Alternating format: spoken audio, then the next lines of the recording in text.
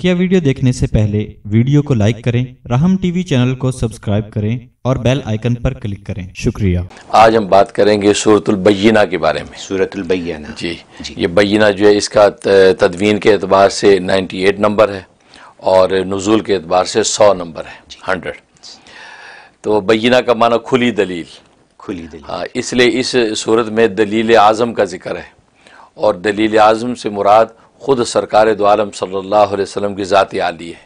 आपकी ज़ात को अल्लाह तबारक व तआला ने गोया कि बय्यिना करार दिया कि ये ज़ात और शख्स खुली दलील हक़ की बनकर आ गई है, लिहाजा अब जो है वो ज़ाहिर मुशरिकीन को और अहले किताब को गोया कि ईमान कबूल कर लेना चाहिए। तो ये इसमें दलील आज़म का जिक्र, और ये मदनी सूरत है, यानी हिजरत मदीना के बाद नाजिल हुई है। और ज़ाहिर मदनी सूरतें जो हैं उसके अंदर जो है आम तौर पे मुआशरत के और मज़ीद शरीयत की तफसीलात के अहकामात हैं अक़ायद के साथ साथ। तो इसके अंदर भी इसी हकीकत को बताया गया कि पूरे दीन की बुनियाद इखलास है। ईमान और दीन की बुनियाद इखलास है। इखलास के साथ अगर ईमान को कबूल करेंगे, इखलास के साथ दीनी उमूर को सरंजाम देंगे तो उसकी कीमत अल्लाह तबारक व तआला क्या लगेगी। और इसी बात का अल्लाह तबारक व तआला ने गोया कि आसमानी जितनी भी उम्मतें थीं सबको यही हुक्म दिया कि वो इखलास के साथ उमूर दीनिया को अंजाम दें। और सरकार दो आलम सल्लल्लाहु अलैहि वसल्लम जो है वो खुली दलील बन के आगे हैं, बय्यिना हैं। लिहाजा जो चाहिए कि अहले किताब जो है इस हकीकत को समझें और जो मुशरिकीन हैं जो बुतों की पूजा करते हैं वो भी इस हकीकत को समझें।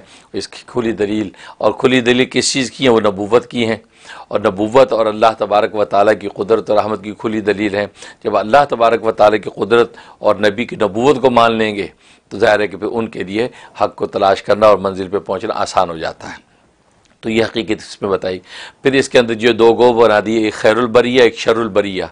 ज़ाहिर है कि जिन्होंने खुली दलील को देख कर रोज़े रोशन की तरह उन पर हक़ वाज़े हो गया, उस हक़ को इख्तियार कर लिया, तो वो खैरुल बरिया यानी रूए ज़मीन पर सबसे खैर मखलूक वो बन गई कि इन्नल्लज़ीना आमनू व अमिलुस्सालिहात उलाइका हुम खैरुल बरिया।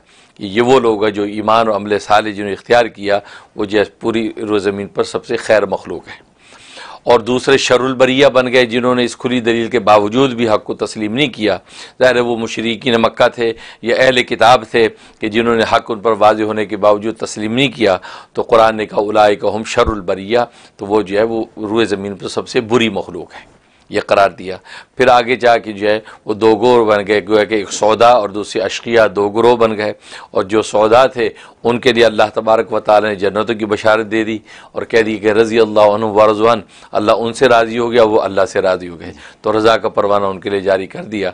और जन्नत की जो नेमत थी और रज़ा का जो पैगाम था, फरमाया ज़ालिका लिमन खशिया रब्बा, जो अपने रब से खशियत कर गया, अल्लाह से डर गया और आखिरत के खौफ से या अल्लाह तबारक व तआला की मोहब्बत के शौक़ में वो आखिरत के अज़ाब से डरा, तो वो गोया कि वो उसके लिए अल्लाह तबारक व तआला ने आखिरत में गोया कि रज़ा का परवाना और दुनिया के अंदर उनको राहत व सुकून अता कर दिया।